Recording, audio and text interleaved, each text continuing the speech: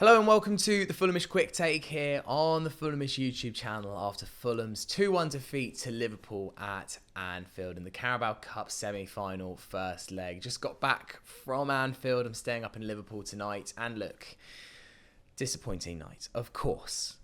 We were 1-0 up with 20 minutes to go. It could have been something really, really special. But actually, in the cold light of day, maybe not as bad results as you would have thought, because the key words still in the tie. It's ultimately just a first leg. Tonight was not a night where you could really win it, but you definitely could lose it, especially from a Fulham point of view. We could definitely have gone to Anfield tonight, shipped 3 or 4 goals like many teams do at Anfield, and the second tie would have been pointless. As it is, it's 1 goal, all still to play for when we reconvene in southwest London in 2 weeks. And for so long of this game, and I guess that's the real disappointment, is that we were in it. We were in with a real shot. I spoke to a lot of people before, had some debates with people beforehand where I spoke to a few of the lads and they were like, I'd take a 1-goal defeat. And I actually said, no, I'm not going to take a 1-goal defeat. Not if that's my only option, because I actually thought this Liverpool team were there to be got at tonight. I don't think you're going to get many better opportunities to play Liverpool. No Trent, no Salah, no Szoboszlai, no Robertson, no Tsimikas. So many players out. It's a golden opportunity for us to beat this Liverpool team. But in the end, when it was 2-1 to Liverpool, was I there just praying for please, just let's get out of here with a goal deficit? Yes, I was. I changed my tune a little bit. Fulham really executed a great game plan for the majority of this game. We kind of weathered the initial Liverpool storm early in the game. I thought that Liverpool had chances, they did, but never really created any openings. And then, as Fulham often do, kind of got more into the match as the first half wore on. And look, we took the chance when it came. A big mistake from Van Dijk, brilliant feat from Willian.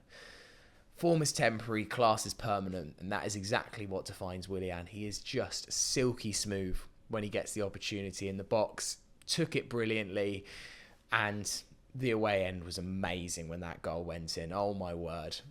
People were all over the place. I got hit in the mouth. I knocked someone's glasses off. It was pandemonium in that away end when Willian scored. Because we were in dreamland, really. We'd gone to Anfield, it was all about keeping it tight. Suddenly we were 1-0 up. Wow, how good could this be? And actually, Fulham, I think for the rest of the first half and the majority of the beginning of the second, were good value for the 1-goal lead. We weren't holding on for dear life. Liverpool weren't creating a lot. They were missing the likes of Trent and Salah. They just didn't have that spark that could get them a goal out of nowhere. And Fulham looked pretty comfortable. And actually, look, in the second half, we should have made it 2.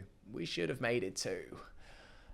I think that will be the big regret from tonight. The big chance, it fell to Bobby Reid on the right. He probably should have squared it. I'm actually a little bit less certain that he should have squared it than I've seen other people on social media and people that I was around. I've watched the replays back.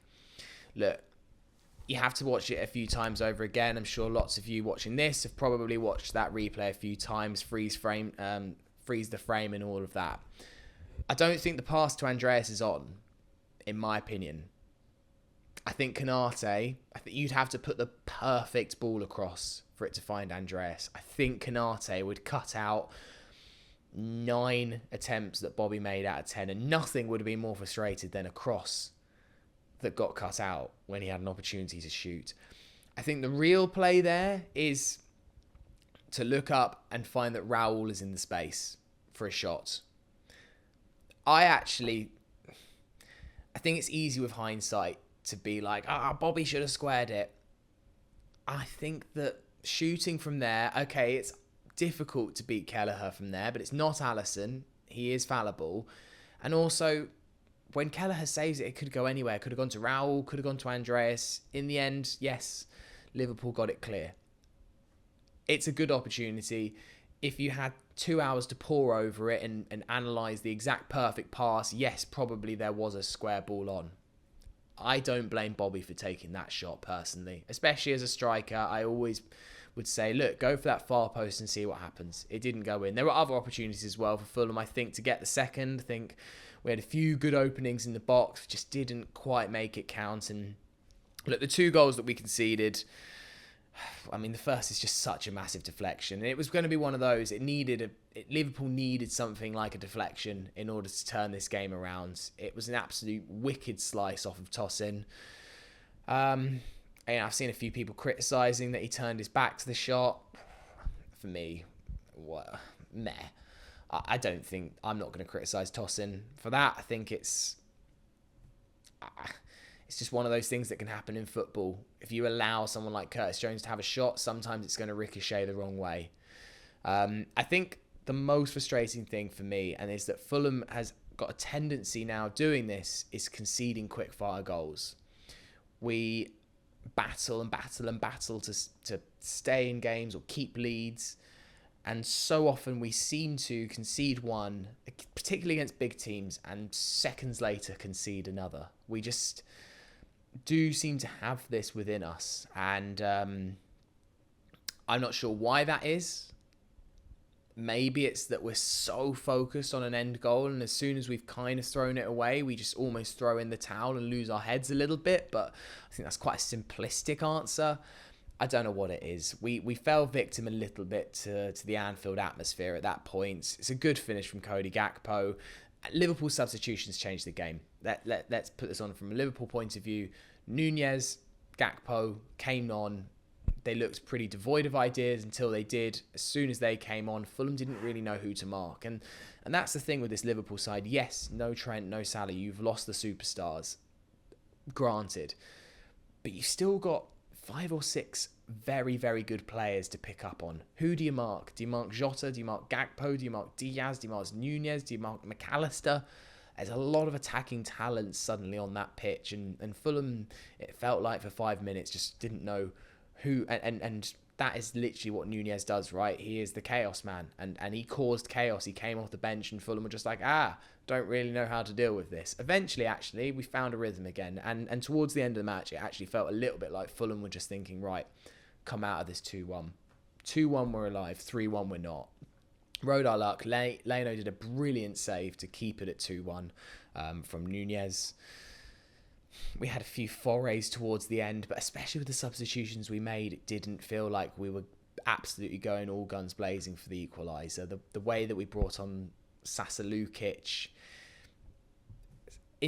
kind of made it clear to me that Marcus Silva realised, get out of here at 2-1. If this is 3-1, this game is over, but 2-1's fine. We had a few forays, but nothing really to write home about. And that was the game, really. And look, as I said, wouldn't have taken this situation. I think that there was a draw on the table for us tonight, but this is the best of a bad bunch. I think that the Cottage are going to be bouncing. We're going to have the longer break than Liverpool. They're still going to have most of their absentees. Trent shouldn't be back. Salah definitely won't be back. They'll still have a few injuries. We're still very much in this tie, and I do believe that we just need a goal. We just need one goal. We need to win it by 1. Take it to extra time, take it to penalties. It's potluck at that point. See what happens. If you win 1-0 and lose on penalties, so be it. But we're in with a shout. So, not what we'd have wanted, but ultimately, I'm just happy that this tie is still alive. And there's another big game on Saturday, isn't there? Chelsea away. God, that's coming around far too soon after a night like tonight. Hopefully, we can put up in a big shift at Stamford Bridge, maybe get a famous win there. That would be pretty exceptional. And given the form that Chelsea are in, I think more than possible. So, we'll wait and see. Thank you for watching the quick take today. Much more analysis on Thursday's podcast, which will be dropping on Thursday. So make sure you check that out. And we'll be back with another quick take after the Chelsea game. Make sure you subscribe to the channel if you haven't already. Put your comments in. Love to see them as always with what you thought of tonight's game and where you think it could go in a couple of weeks at Craven Cottage. You Whites.